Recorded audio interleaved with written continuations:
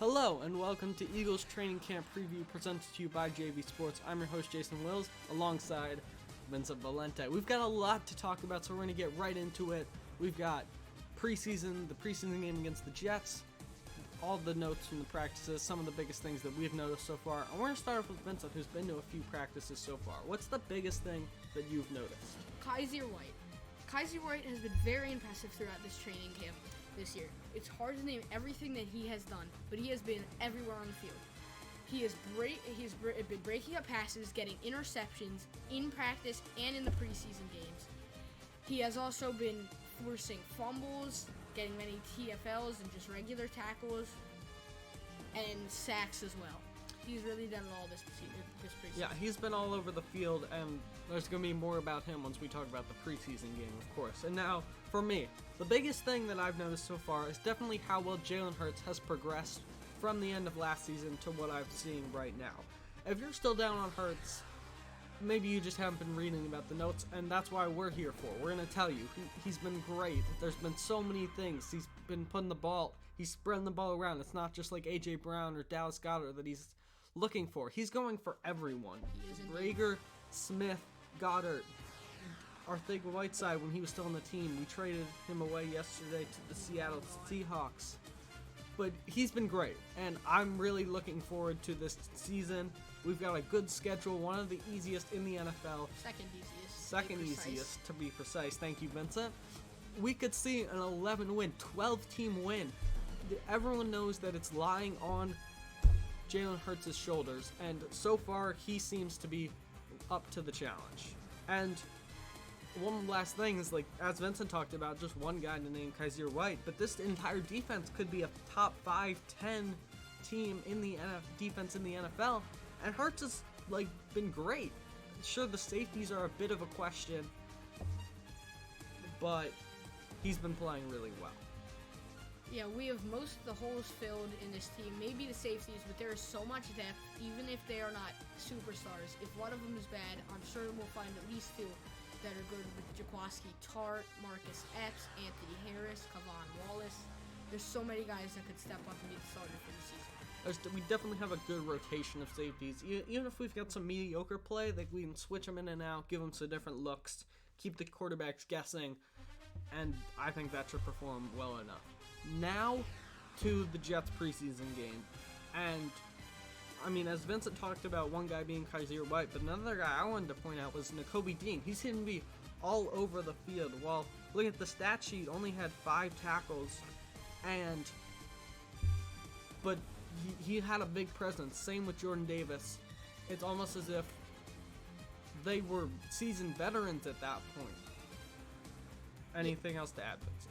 I mean, Jordan Davis was throwing people around. Even if he did not have many tackles or stuff like that, he just had so many, he caused so much carnage and just throwing people around. And also Cam Jurgens, who was technically our backup center for Jason Kelsey. Jason Kelsey, undergoing elbow surgery, could not play in that preseason game, and it's preseason game, so that does not really matter.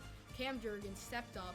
If we need him in the season or later if Kelsey retires, he looked so good. He was just being so good, so helpful with blocks, looking like Kelsey, running downfield, pancaking people in the secondary, people up front. He was really doing everything block-wise.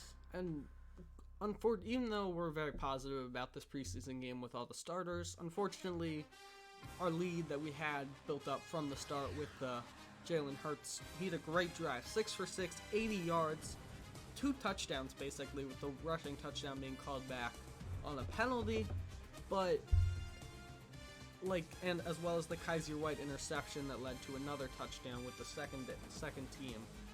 After that, we just had guys trying to make the return team or the practice squad, the third string guys, and I mean, they weren't as good, and we ended up blowing that lead, which doesn't really matter in the scheme of things because it's preseason. Game. Exactly. They're never gonna matter. And thinking about last season, I mean, sure, the NFC East isn't the greatest division ever, but not a single one of those teams won a preseason game last year, and 2 of the teams, including us as well as the Cowboys, made the playoffs. So you shouldn't be too concerned about a preseason loss. I do not think this year. I think the Giants were the one who won. Did Dallas win? I don't believe so. They played Denver, and I think they lost. So really, the Giants only won. I'm not sure. One game, but they're predicted to be the worst. We don't know if they will be. Exactly. But like from the predictions at least, they're the only one who won. And they're supposed to be at the bottom. So really, preseason does not tell that much. Yeah, basically what we're trying to say, don't worry about the final score. Look at the starters. Look at the individual stats.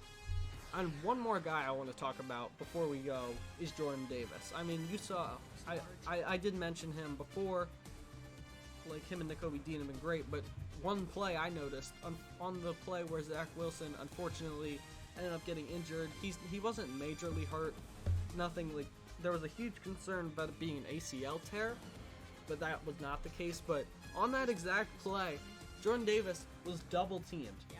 He said he didn't even notice that he was double teamed when asked later. He just went right through. Wilson escaped out to the right, and Davis just came charging after him with the speed of a linebacker. Yeah. This guy is fast, and he's going to be a problem for opposing defenses for years to come. And I'm really excited about him, like I just said before, him and Dean, as well as Kaiser White, as Vincent mentioned.